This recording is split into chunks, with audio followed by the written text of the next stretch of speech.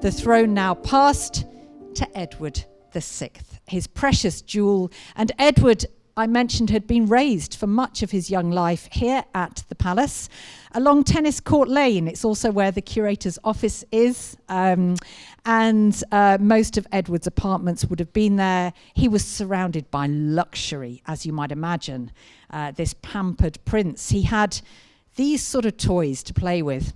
Don't look much fun, do they, today? But they were all the rage for rich Tudor children, little pewter figures, like a ship, and you see a figure of a woman there. And we know that Edward also had jewel-encrusted books here at Hampton Court. Well, spoiler alert, hopefully not a spoiler, you know this. Despite all of the rejoicing that Henry finally had a son, that son wouldn't last for very long. He reigned for just 6 years before succumbing probably to tuberculosis. He caught measles a few months before his death, and that seems to have fatally undermined his immune system. The throne passed briefly to Lady Jane Grey before the rightful successor to Edward came to the throne in the form of his sister Mary.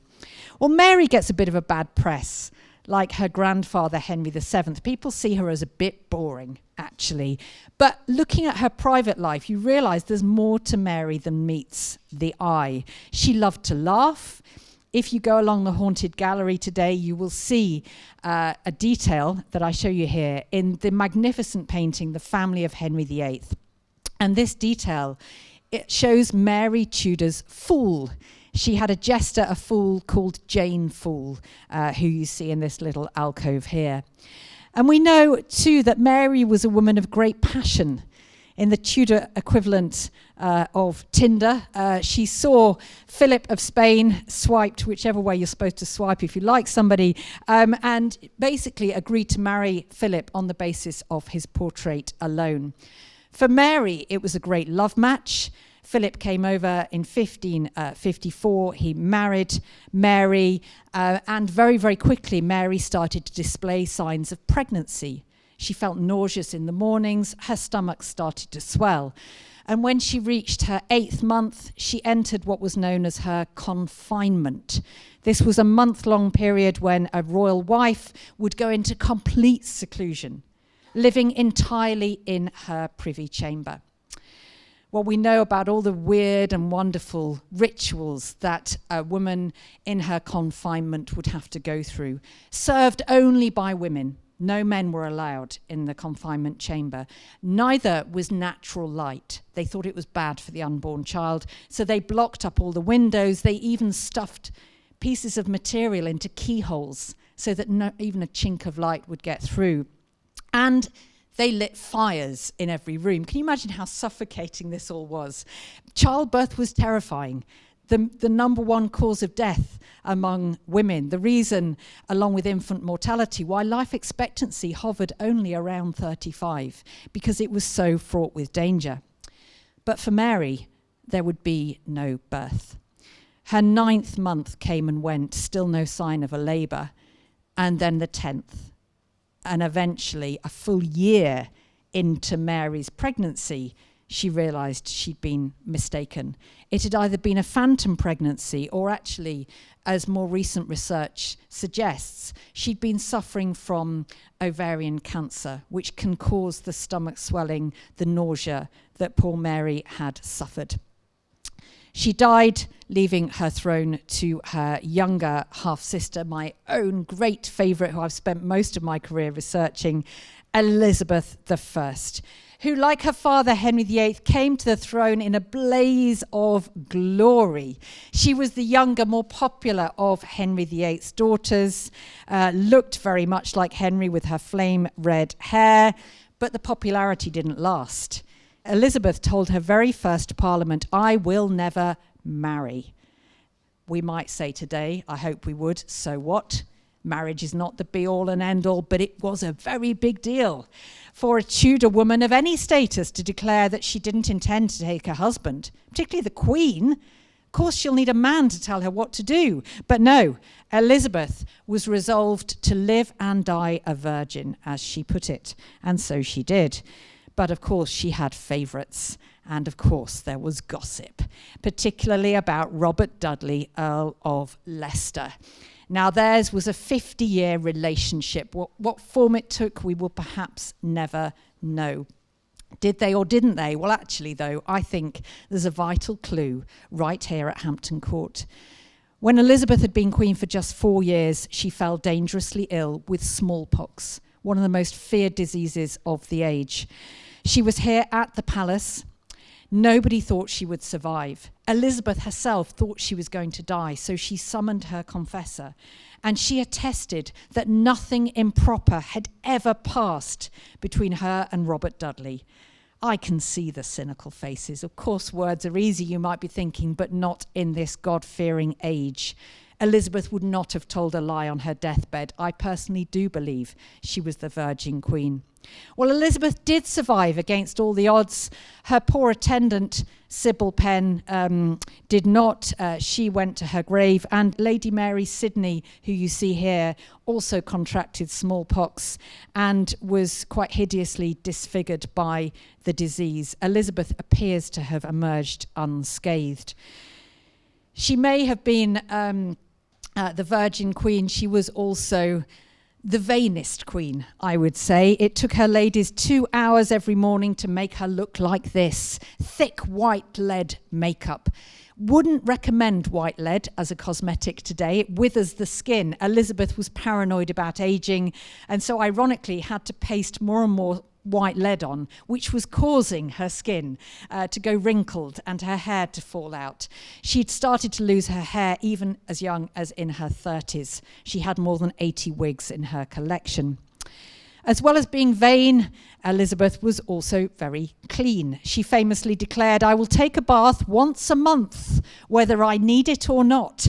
That was frequent bathing by Tudor standards, because for the most part, the Tudors bathed infrequently because they thought it was actually bad for you. It would open up the pores of the skin and infection could get in. Well, most people would take a bath in this kind of way. There'd be a fairly rudimentary tub lined with linen to stop you getting splinters from the wood. Not Elizabeth. She bathed in style.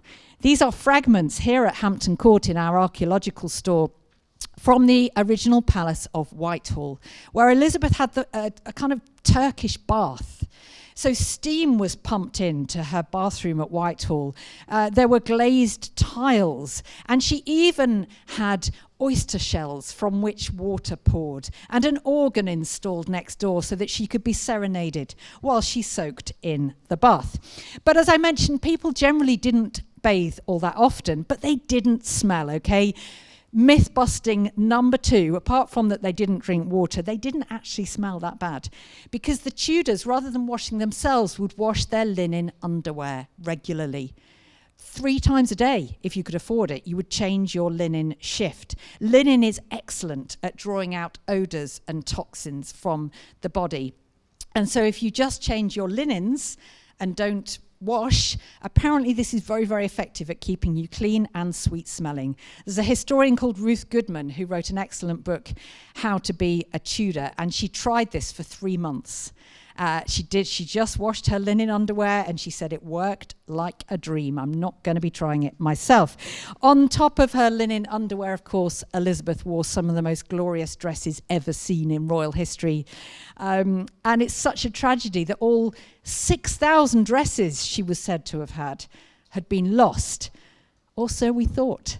And then one came to light. And yes, it's here at Hampton Court in our Royal Ceremonial Dress Collection.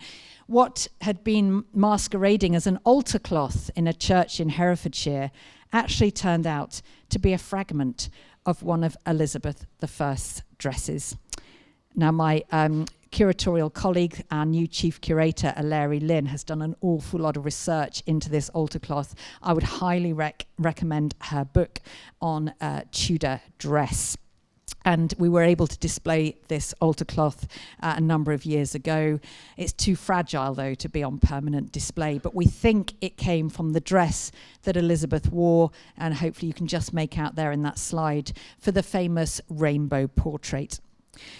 As well as Elizabeth's hygiene routine, her makeup, her clothes, one other thing changed her appearance, and that was her sweet tooth. This is something I can relate to. I show you here my wedding cake from a few years ago. I am obsessed with the Tudors. Well, Elizabeth loved sugar, and of course sugar was starting to come into England in great quantities, or in greater quantities, during Elizabeth's reign, but still only the rich could afford it. So actually tooth decay was a status symbol. You know, it's something to be proud of, because if you had tooth decay, you could afford sugar. Well, Elizabeth certainly could afford it, and she certainly ate it in quantities. Even though generally she ate quite sparingly, she did have a lot of sugar. She didn't just have it in things like marchpane or marzipan. She sprinkled sugar over her salads. She added it to her wine. And best of all, she had a toothpaste that contained sugar, because they thought it was quite good. It's got an abrasive quality. It could scrub away the dirt. Little wonder Elizabeth soon starts to lose most of her teeth. And this ages her, because it makes her cheeks sunken, and she looks quite haggard, and she doesn't like that. So she tells her ladies to do something about it.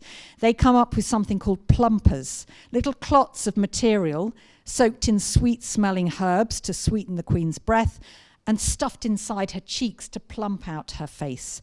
Very effectively, apparently, because when Elizabeth was well into her 60s, visiting ambassadors would all write back how youthful the Queen of England was. One of them, who visited when she was almost 70 years old, said, "The Queen of England is so beautiful she can be no more than 25 years old." According to some accounts, Elizabeth was also able to remain so youthful because she dabbled in alchemy. This was this mystical art, pretty close to witchcraft, but let's gloss over that. It was believed that you could find the elixir of everlasting life through alchemy. And Elizabeth, we know, had special rooms here at Hampton Court appointed for her alchemy. And she would practice it with her astrologer and her great favourite, Dr. John Dee. And I'm going to shoehorn in my favourite fact here for the Tudor period, because Dr. John Dee, as well as being an astrologer, was a spy for Elizabeth. And he wrote back coded letters to the Queen. He had a code name. Wait for the favourite fact. Dr. John Dee's code name was 007. And I'm not making it up. Elizabeth died, the Virgin Queen, on the 24th of March, 1603, very much in private, just a handful of attendants. As the Virgin Queen, she had no direct heirs, so the throne passed to her closest blood relative, James VI of Scotland. It soon became obvious that the new Stuart king had little time or patience for the elaborate ceremony of the Tudor court, or he didn't see the need to separate out the private life from the public life of the monarch. And he really should have kept his private life hidden, because it soon created scandal. And respect for the monarchy soon drastically declined, ultimately leading to civil war in the reign of James's son, Charles. And it now became obvious that it had been the private lives of the Tudors, not just their public magnificence, that had been the real secret of their success. Thank you very much.